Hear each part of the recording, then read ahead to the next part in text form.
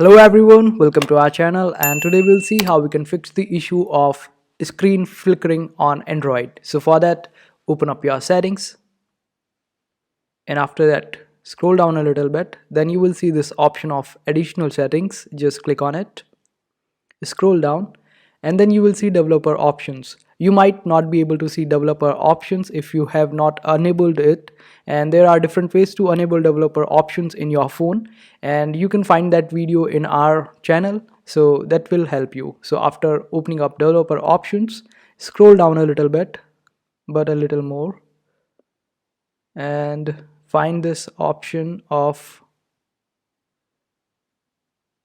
disable HW overlays. It is under the heading of hardware accelerated rendering.